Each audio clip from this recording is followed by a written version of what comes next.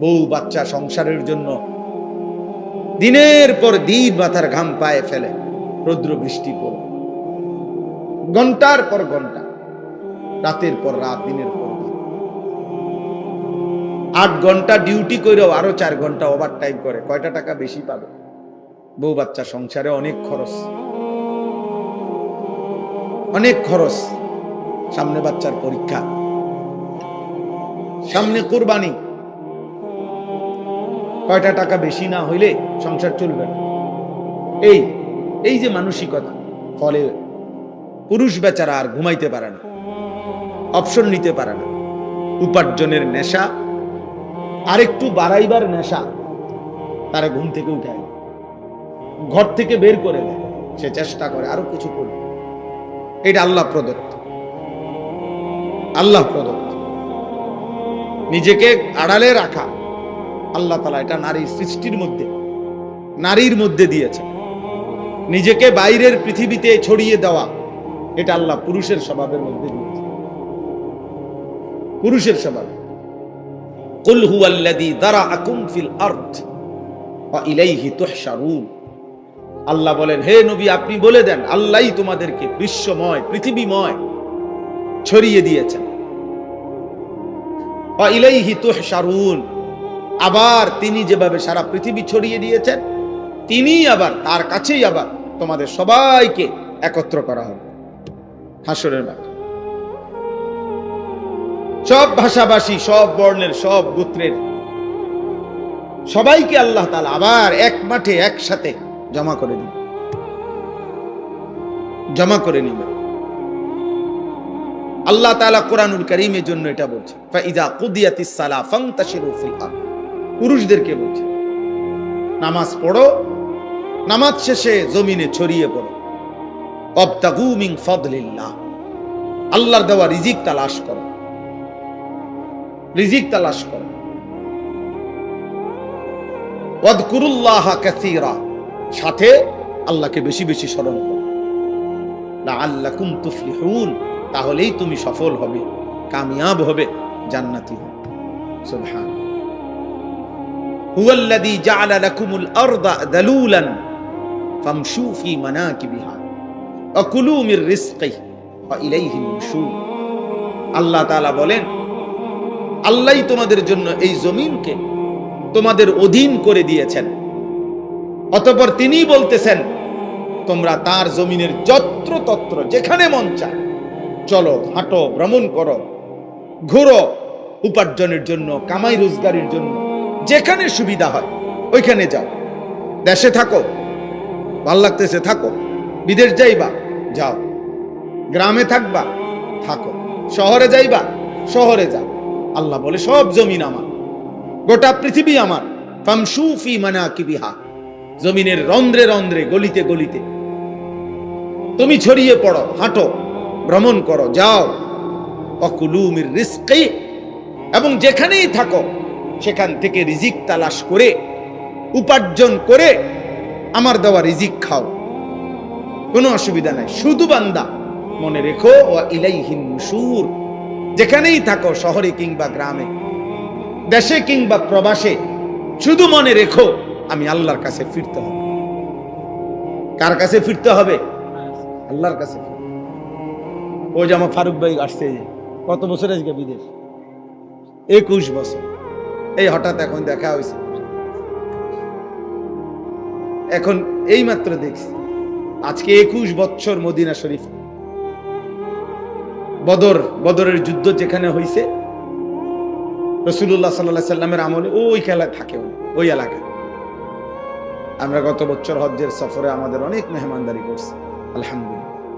তো আজ 21 বছর, আল্লাহ বলছে কোনো অসুবিধা না, জমিন পুরাটাই আমার। সৌদি আরবও আমার, বাংলাদেশও আমার, আমেরিকাও আমার, এটাও আমার, আমার জমিন আমি দিলাম, যাও। ওয়া ইলাইহিন নুশুর, শুধু এতটুকু মনে রেখো আমার কাছে ফিরতে হবে, আমার কাছে আসতে হবে বান্দা।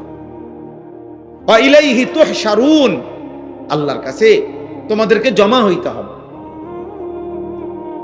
এই জন্য তোমরা নওজোয়ান, স্বাভাবিকভাবেই আমরা পুরুষ, জীবন আমাদের কষ্টের, জীবন আমাদের সংগ্রামের, জীবন আমাদের মেহনতের, জীবন পরিশ্রমের।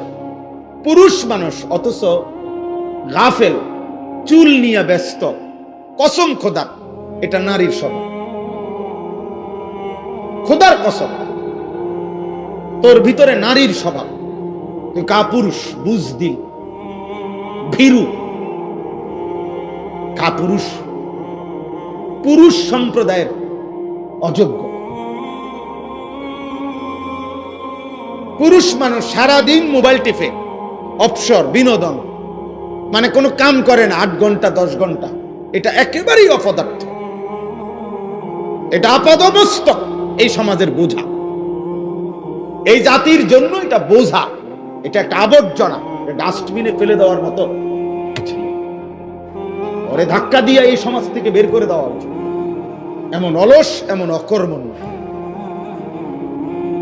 পুরুষ মানেই কঠিন মাটি ভেদ করে উপার্জন করবে। পুরুষ মানেই পাহাড়ের চূড়ায় উঠবে।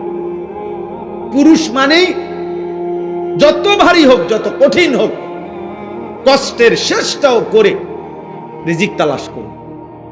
এই জন্য আল্লাহ তাআলা পুরুষকে বানাইছে। আমাদের শরীরের অঙ্গ আর নারীর শরীরের অঙ্গের ভিন্নতা আছে।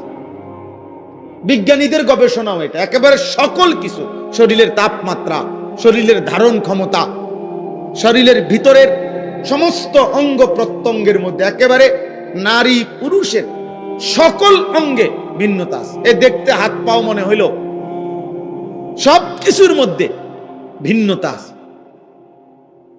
ভিন্নতা আল্লাহ তাআলা ভিন্নভাবে বানাইছে। নারীর দেহে এক ধরনের ধারণ ক্ষমতা, পুরুষের দেহে আরেক ধরনের ধারণ। এই জন্য দোস্ত, কথার প্রসঙ্গে আমি এটা প্রথম বলে নিলাম, আল্লাহ তাআলা কোরআনুল কারীমের মধ্যে সূরা মুলক, এই সূরার থেকে আমি তেলাওয়াত করেছি। তো ওই সূরারই আয়াত পড়ছি। এটা প্রথম, হুয়াল্লাযী জাআলা লাকুমুল আরদা যালুলান ফামশু ফি মানাকিবিহা ওয়া কুলু মির রিজকিহি ওয়া ইলাইহিন নুশুর। আল্লাহ তাআলা বলেন, মনে রেখো, আমি আল্লাহ এই জমিন পুরাটা আমি দিলাম যালুলান, তোমাদের অধীনস্থ করে, তোমাদের ব্যবহারের উপযোগী করে আমি দিছি। মাটির দিকে তাকায় দেখো, যেভাবে মাটিটা রাখলে তুমি হাঁটতে পারবা আরামদায়ক ভাবে, দৌড়তে পারবা, আমি ওভাবে বানাইছি। যেভাবে মাটিটা বানাইলে তোমার ক্ষেত, ফসল, ফুল, ফল উৎপন্ন হবে, ওভাবে বানাইছি। যেভাবে মাটিটা বানাইলে তোমার ঘর, দালান, বিল্ডিং তুমি খুঁটি গাঁথতে পারবা, এভাবে বানাইছি। পানির মতো বানাই নাই, তাহলে মাটি হবে কেমনে?